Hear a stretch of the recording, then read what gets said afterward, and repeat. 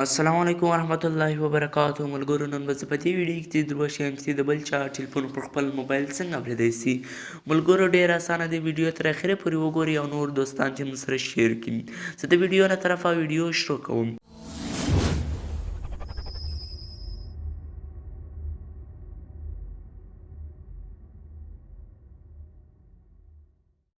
نو تی به راسئ اول خپل موبایل ته فون له چې رالاست یو سمپله کوډ دی، دا به کې ووایاست.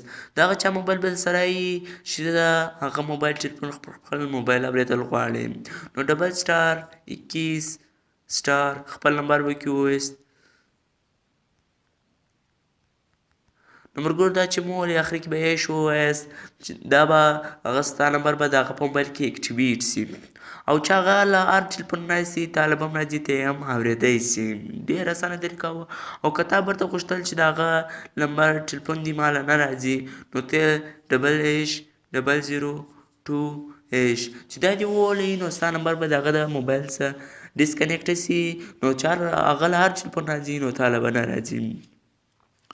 او که ته تر اوسه لا زموږ چینل نه یې سبسکرایب کړی سبسکرایب یې کړئ او بیل آیکن درسره ووهئ.